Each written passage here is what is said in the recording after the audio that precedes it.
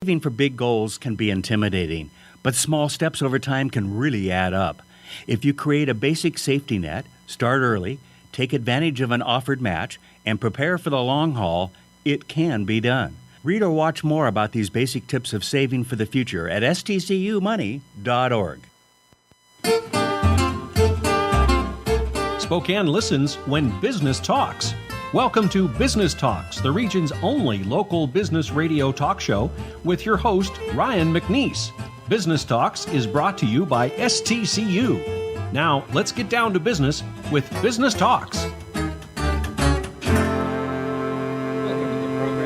McNeese, and this is Business Talks. And welcome to the table. We have Chris Angell with us today. Thank you, Ryan. Thank you. Good to be here. Appreciate you being here. We had to schedule this out. You're a busy guy. Oh, yes. And as a matter of background, Groundswell Consulting is your business. Yeah. And in a sense, you are a business coach. I don't know if that's the term you like to use. Yeah. But also, you're a public speaker. You do podcasts yourself, The Authentic Entrepreneur. Tell us about your background.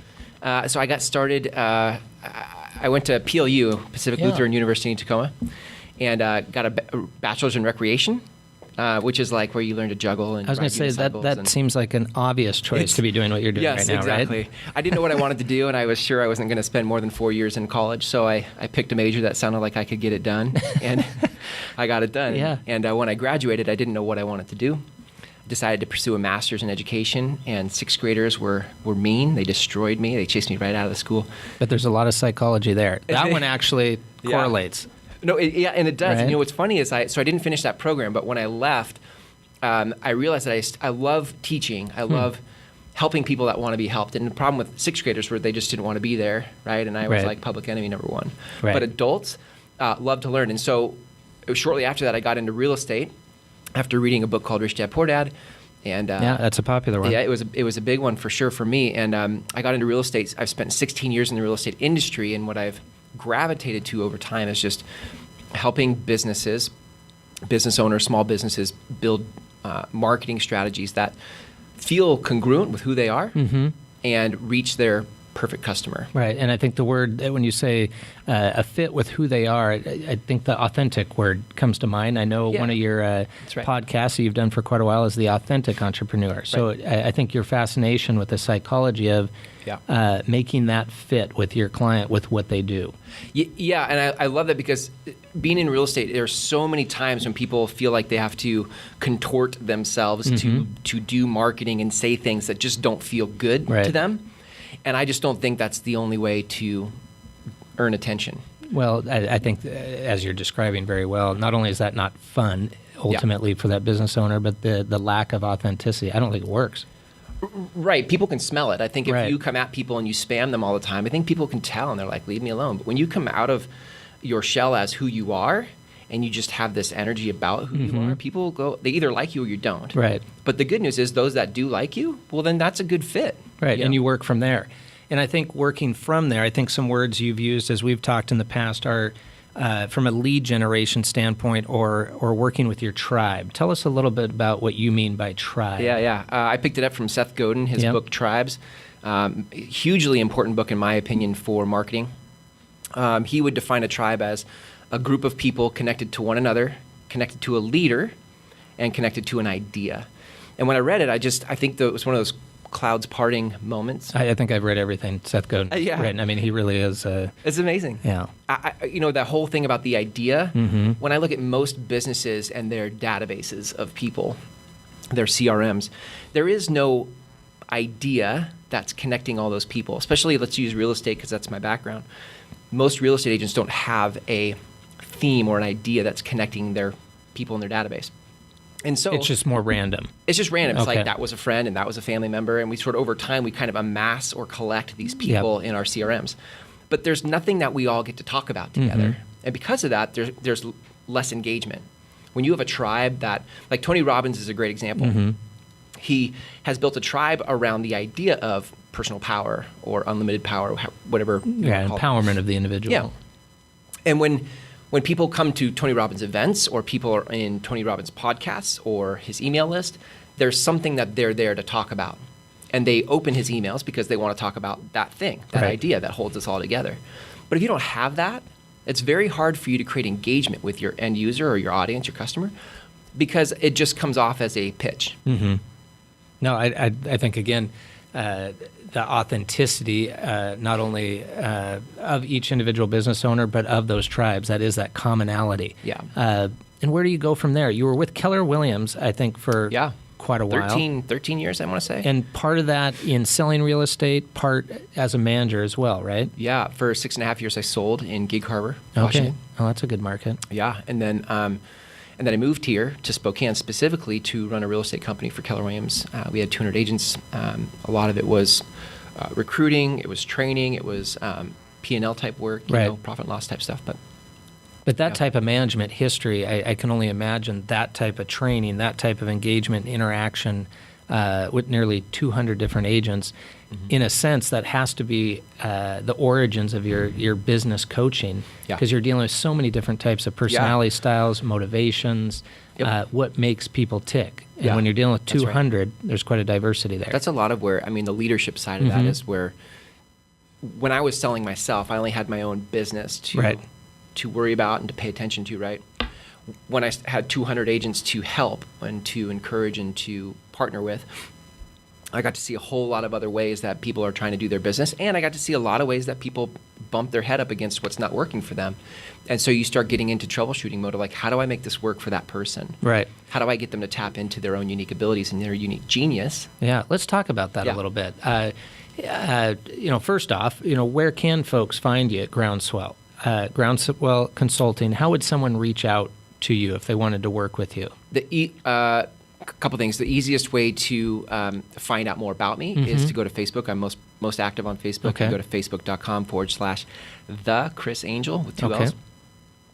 For those listening here in Spokane, I actually put together a special offer. Like if anybody wants a free strategy session with me, a free 45-minute consultation about how to make their marketing and lead gen feel more like who they are, to attract their perfect client, they can go to groundswellbc.com/let's talk. Perfect. And as a segue from there, the individual that does reach out to the business owner, et cetera, where do you start with them? What are the questions that you start in to figure out what is their authentic self? I always start with what are you passionate about? What are you strong at? Like, what do you? There's a guy, Marcus Buckingham, who does he worked for Gallup for many years and has some great work on strengths-based work. Yeah, and leveraging the strengths that you already have. Yeah, exactly. So I always want to know, like, when you do, he calls a strength something that when you do it, you feel strong. So I always want to know, like, where do you feel strongest in your business? When you're doing what is it that you feel strong doing? And then I try to find a way to help them bring that into their business, because most people in the pursuit of growing their business abandon where they're strong. That's interesting. And you do see that in different fields where individuals are really good at the art of what they do. I've seen this in graphic design, actually, where individuals are really good programmers, graphic design artists, and ultimately they're so good at it, they're asked to start managing 20 people doing what they were good at.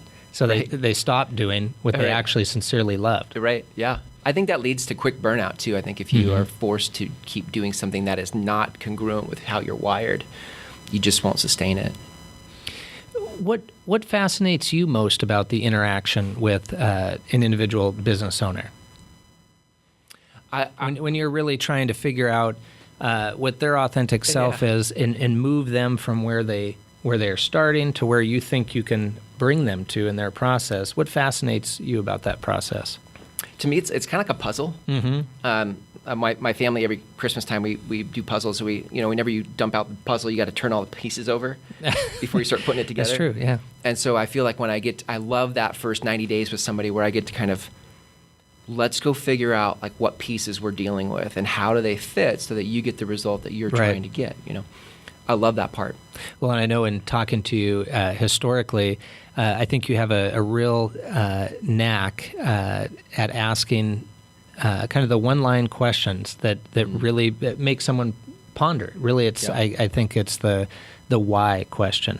Well, when you've asked me, hey, Ryan, why are you doing such and such? Right. It forces you to say, I'm not sure why we do that. And then you start thinking about it, and those are probably the puzzle pieces you're talking about. You start putting together the why. It's funny, when I was in college, I used to, you can always go back in life and look at the clues or the themes of your life. And I think that's a great way to get access to your strengths. But I can remember in college, I had one of those little month at a glance calendars that fit in your back pocket. Right. And I remember I would go around my college campus and I'd ask people like, hey, what are you passionate about? It was just like, I wasn't trying to market anything. I just was interested in people. Yeah, it's and the I'd say, curiosity. let's do lunch. And then I'd be like, what do you love? What are you passionate about? I remember just getting like, sometimes some blank stares, like, that's kind of a deep question. But I just loved it. I loved learning more about what made people tick. Well, I think that is that most basic curiosity. And I think entrepreneurs, I would hearken to believe that's what you see when you are doing several of these training meetings is that curiosity. Yeah. I think you have to have that. Yeah. That's what gets you up in the morning. Yeah, for sure. From a consultant standpoint, for me to be curious about them, but from them as a business standpoint to be curious about what they're doing. And we're going to take a break here in just a little, in just about a minute or so, but Facebook advertising. Yeah. That's a big issue, and obviously I think each of your business owners either is or should be working within their tribe, as you called it, on Facebook. Let's talk a little bit about that, and then we'll go to a short break and come back to that. But it's the 800-pound gorilla in the world of marketing right now. Right. And it is in terms of your ability to find detailed targeting using Facebook to attract your ideal customer. It's the place everybody needs to be right now. I think you're right. I mean, you have the Facebooks of the world, you have Twitter, Instagram, LinkedIn, Pinterest, Google Plus. There's a plethora of them out there. Do you see Facebook is really maybe one of the stronger mechanisms for engagement? I think from an authenticity standpoint and your ability to have a conversation with your end user, I think it's amazing. I think it's the best platform to do that with. So maybe the engagement piece. How do you, going back to tribes, how do you create a conversation? How do you find people who want to talk about the things that matter to you from a passion standpoint, and then move them through your funnel, your sales funnel? But you can't start in the middle of your funnel. You got to start at the top of the funnel where people are interested to talk to you, and then you can move them forward. Let's talk more about that right after the break. We'll come back with Chris Angell. This is Business Talks with Ryan McNeese. Thanks, Chris. Yeah.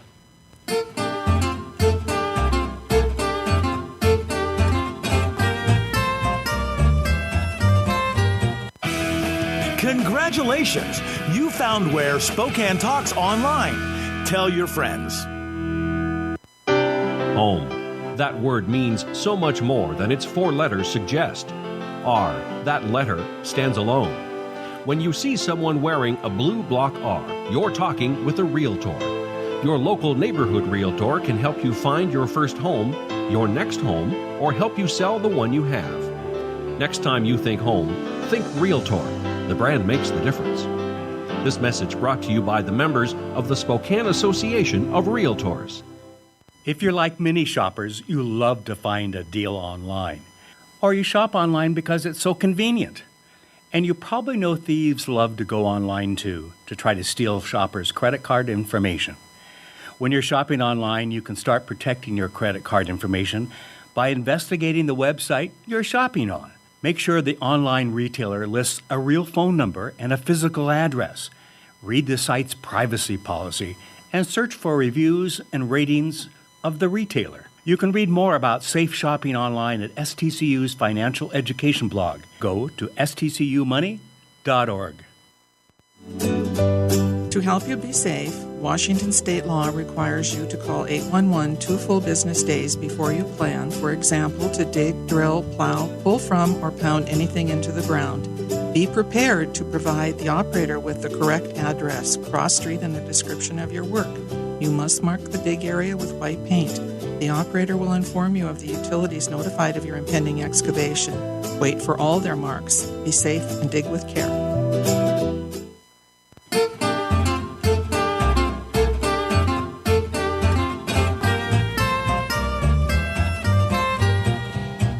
Welcome back to the program. I'm Ryan McNeese. This is Business Talks, and Chris Angell is here in the studio with us today, and we've been chatting about Groundswell Consulting. He's a business coach. He's a marketing coach, if you will, a public speaker, also a podcaster with The Authentic Entrepreneur.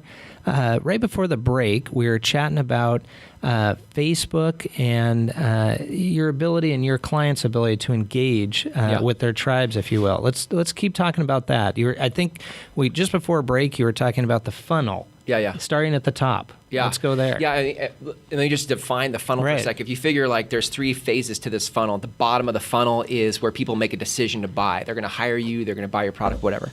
Middle of the funnel, they're starting to gather information about buying your service or your product. And then there's the top of the funnel. At the top of the funnel, most people aren't in the market at that point for what you sell or have, right? So it's really important. Most people in business go to work on how do I pitch people at the middle and bottom of the funnel, because that's where cash is. People want cash. But if you want to engage your customer so that you earn influence and you put yourself at the front of the line ahead of your competition, then you've got to go build the relationship and your influence before they're ever ready to make that decision. And the way you do that, going back to tribes, is to connect with people about stuff that they're passionate about and that you're passionate about, because that's the idea that brings us together. Because otherwise they're not going to engage.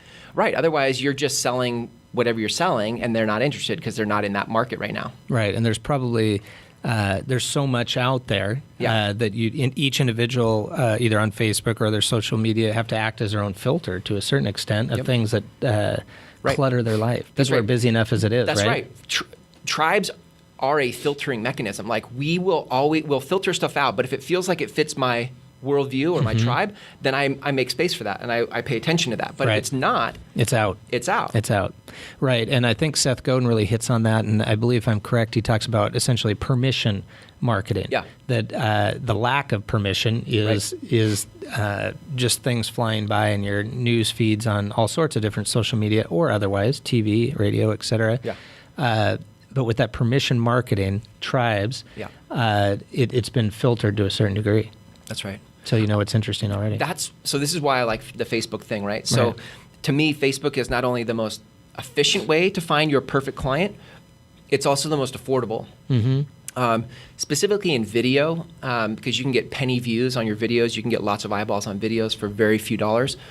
But it's not just anybody watching the videos. You can target. So the secret sauce to Facebook marketing is what's called detailed targeting. So if any of your listeners have done Facebook marketing, there's a little section in your ad set where you create your audience called detailed targeting. And that is what has you be able to find people that are connected to the things in life that you're connected to. Right. Maybe I'll give you an example. Yeah, please do. I have a client in Issaquah, Washington, right? And she has a growing family, and she is a real estate agent, and she loves the idea of what is life about? How do we enjoy life? How do we love life? And she's created a whole conversation around embracing life in Issaquah, right? Now, when we went into Facebook to do marketing, we went out and reached out to people who had an interest in what was it? It was family and relationships.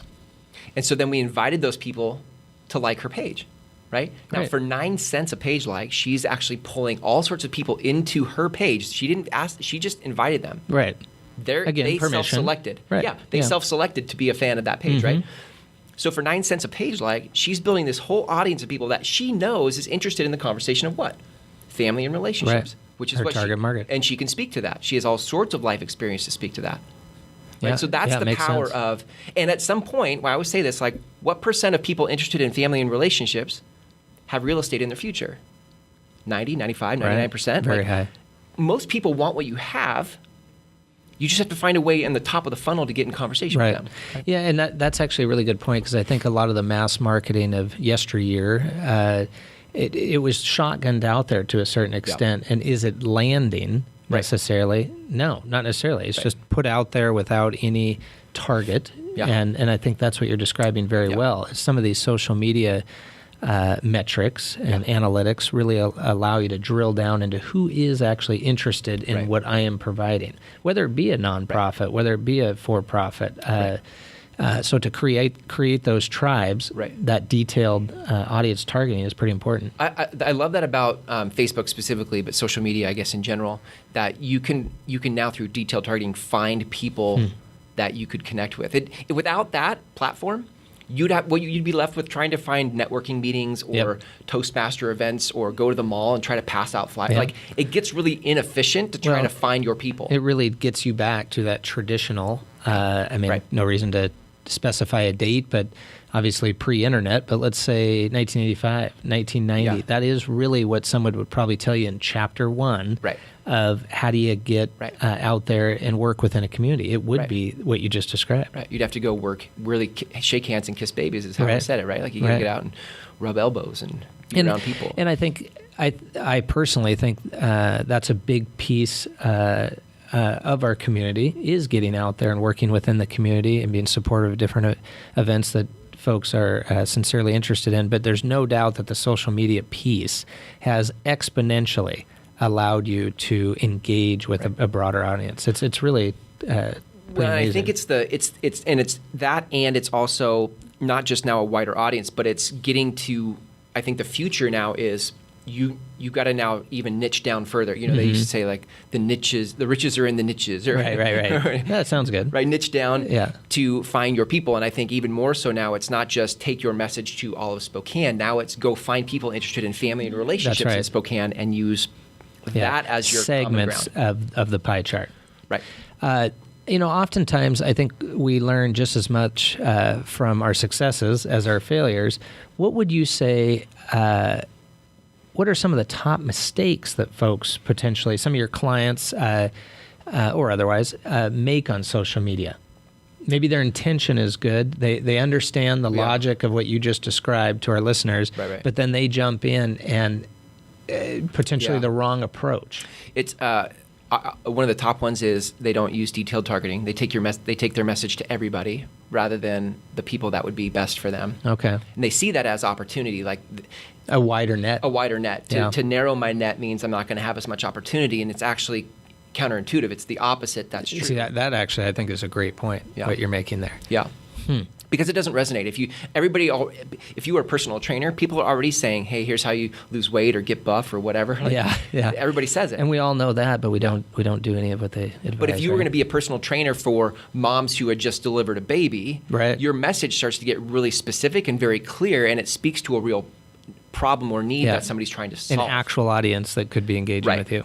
Without detail, without knowing who your audience is, you can't speak specifically enough for them to listen. Right. Well, I had the opportunity to go to one of your public speaking engagements down at the convention center last year, which I thought was great. Obviously, I had the opportunity to see that content. What types of speaking engagements do you find yourself in most often?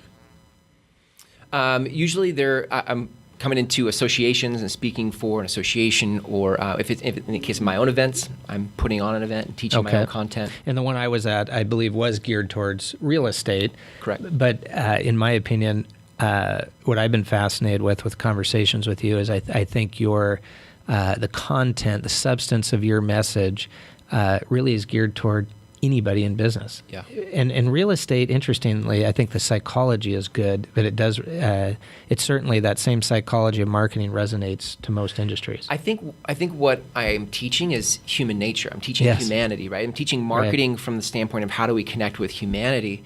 And while my background is in real estate for 16 years, and a lot of my clients are from that space, human nature is across the board. So I don't teach like, here's how you sell a house.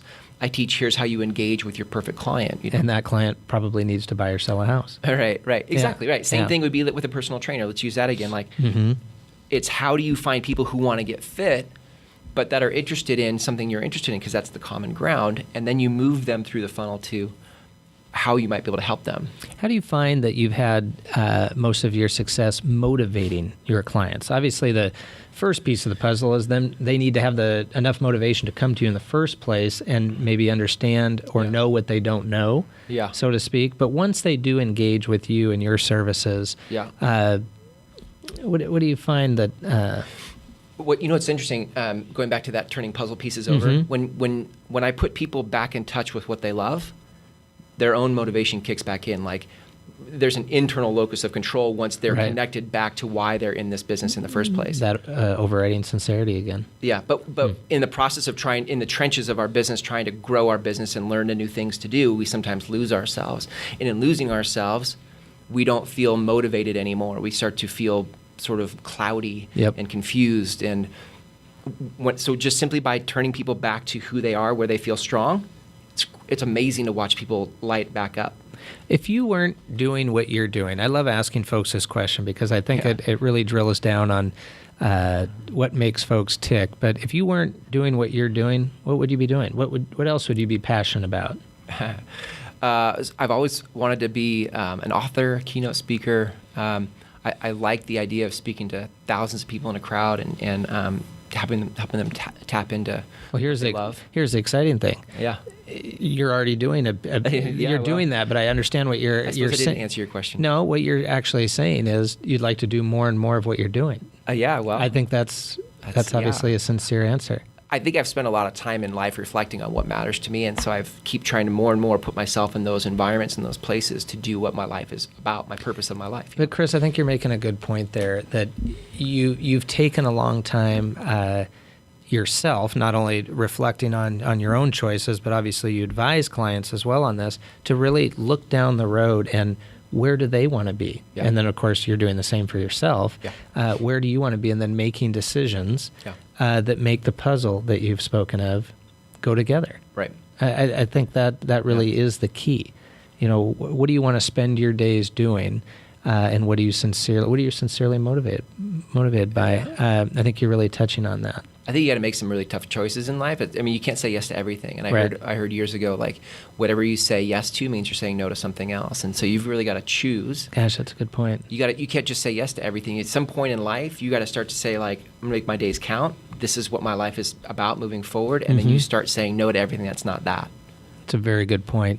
Because we have limited time, let's for our listeners, let them know one more time where they can find you, where they can reach out to Chris Angell. Yeah, I mean, the best way, if you're looking for how do I bring more of myself into my marketing to find my ideal client, I put together, like I said, a special offer for listeners of the show to get a free 45-minute consultation with me. There's no obligation. There's no strings, right? Just let me help you. You can go to groundswellbc.com. That's business consulting, right? bc.com/let's talk.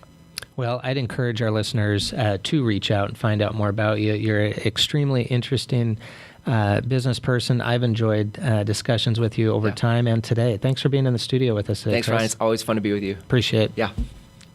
Business Talks is produced in Spokane, Washington by SpokaneTalksOnline.com, which is solely responsible for its content. Ask a question, recommend a guest, and hear this program again online anytime at SpokaneTalksOnline.com. Business Talks is brought to you by our friends at STCU. Business Talks wishes you good business and a good day. Here's a simple way to stay connected on the go. Join KHQ on Facebook and Twitter and be a part of the conversation. Just like KHQ Local News on Facebook or follow us on Twitter before your next stop. Experience why more people follow KHQ Local News than any other station in the Inland Northwest. Be the first to know about breaking news, weather, and all the stories creating a social media swirl. Sign up, sound off, stay connected. KHQ Local News, right now. I would like to tell you about our new sponsor, Stay Fierce Senior Fitness. Stay Fierce offers conditioning programs and personal training designed specifically for seniors. Owner and certified personal trainer Tim Brummett is himself 64 years old and has lost over 150 pounds in the last 3 years, so he knows how to work with seniors to get in shape. All workouts are in a private facility, not a big, busy gym. Just Tim and his clients. Visit StayFierceFitness.net to learn more. That's StayFierceFitness.net. Of course you can do it. Stay fierce.